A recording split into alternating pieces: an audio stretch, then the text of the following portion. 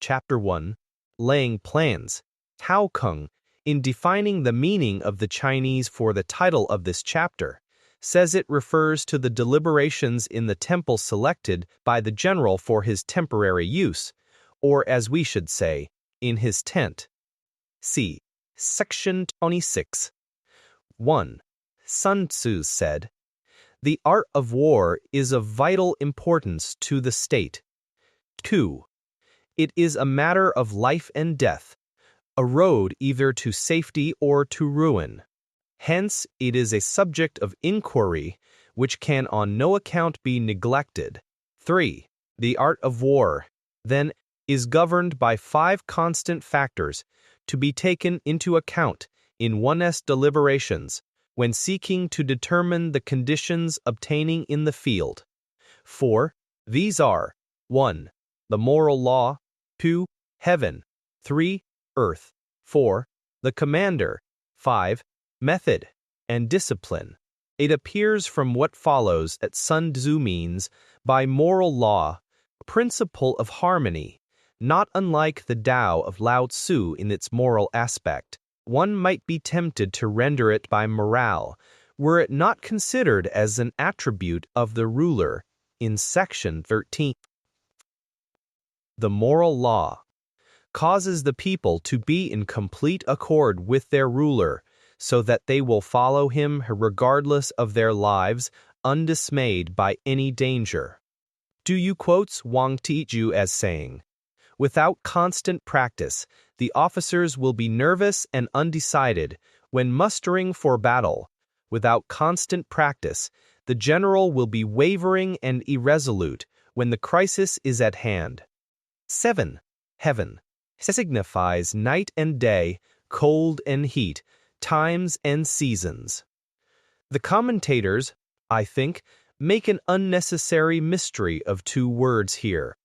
Mengshi refers to the hard and the soft, waxing and waning of heaven. Wang Shi, however, may be right in saying that what is meant is the general economy of heaven, including the 5 elements, the 4 seasons, wind and clouds, and other phenomena.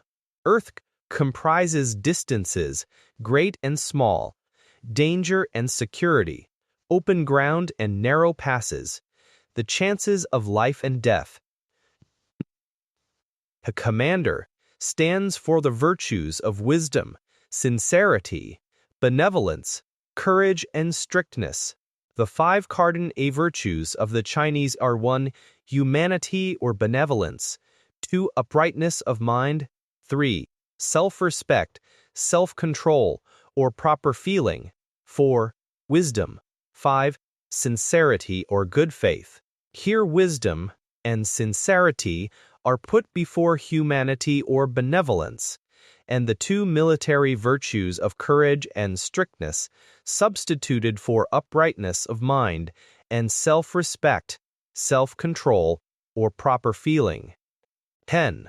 By underscore method and discipline are to be understood the marshalling of the army in its proper subdivisions, the gradations of rank among the officers, the maintenance of roads by which supplies may reach the army, and the control of military expenditure. 11. These 5 heads should be familiar to every general.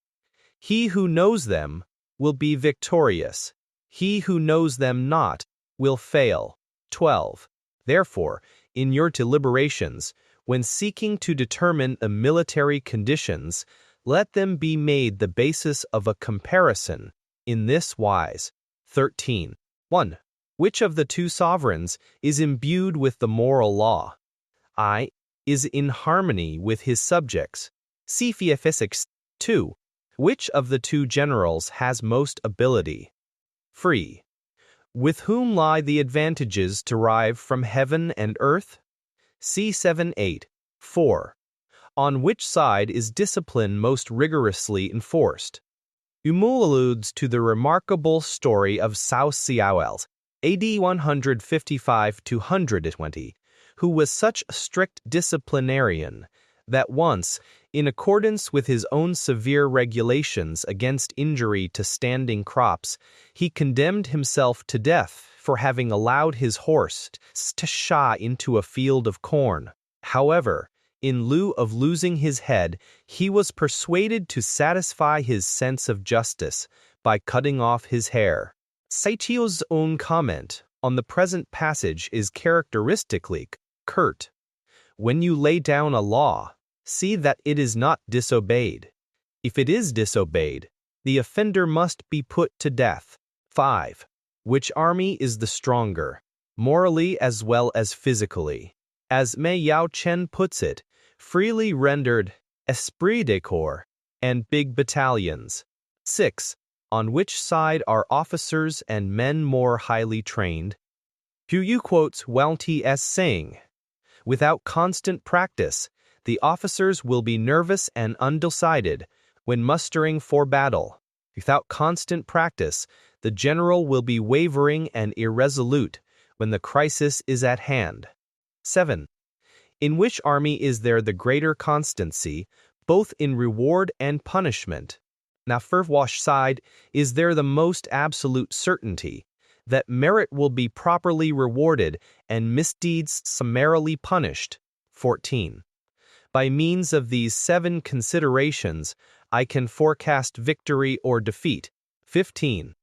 The general that hearkens to my counsel and acts upon it will conquer. Let such a one be retained in command. The general that hearkens not to my counsel, nor acts upon it, will suffer defeat. Let such a one be dismissed. Form of this paragraph reminds us that Sunday's treatise was composed expressly for the benefit of his patron Ho Lu, king of the Wu state. While heeding the profit of my counsel, avail yourself also of any helpful circumstances over and beyond the ordinary rules. 17. According as circumstances are favorable, one should modify one's plans. Sun Tzu, as a practical soldier, will have none of the bookish theoric.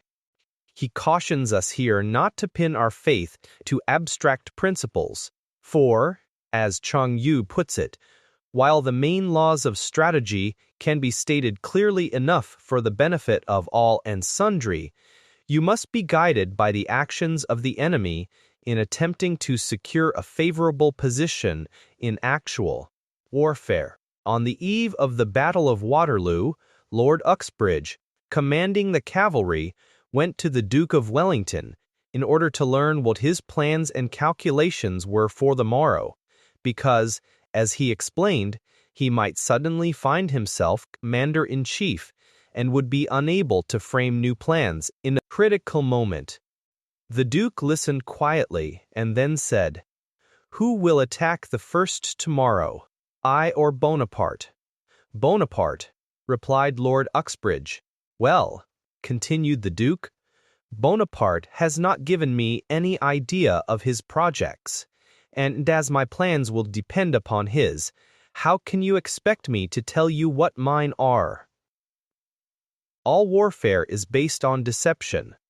The truth of this pithy and profound saying will be admitted by every soldier. Colonel Henderson tells us that Wellington, great in so many military qualities, was especially distinguished by the extraordinary skill with which he concealed his movements and deceived both friend and foe. 19. Hence, when able to attack, we must seem unable. When using our forces, we must seem inactive.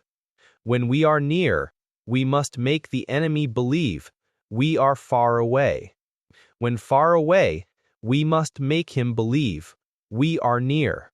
20. Hold out baits to entice the enemy, feign disorder, and crush him.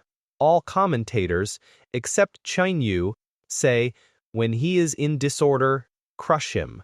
It is more natural to suppose that Sun Tzu is still illustrating the uses of deception in war. 21. If he is secure at all points, be prepared for him. If he is in superior strength, evade him. 22. If your opponent is of choleric temper, seek to irritate him. Pretend to be weak, that he may grow arrogant. Wang Tzu quoted by Tu Yu, says that the good tactician plays with his adversary as a cat plays with a mouse, first feigning weakness and immobility, and then suddenly pouncing upon him. If he is taking his ease, give him no rest. This is probably the meaning, though Mayachen has the note, while we are taking our ease, wait for the enemy to tire himself out. The _ Yulan has lure him on and tire him out. If his forces are united, separate them. Less plausible is the interpretation favored by most of the commentators. If sovereign and subject are in accord, put division between them. 24. Attack him where he is unprepared, appear where you are not expected. Tanner 5. These military devices, leading to victory, must not be divulged beforehand. Now the general who wins a battle makes many calculations in his temple ere the battle is fought. Cheng Yu tells us that in ancient times it was customary for a temple to be set apart for the use of a general who was about to take the field, in order that he might there elaborate his plan of campaign. The general who loses a battle makes but few calculations beforehand. Thus do many calculations lead to victory, and few calculations to defeat. How much more no calculation at all? It is by attention to this point that I can foresee who is likely to win or lose.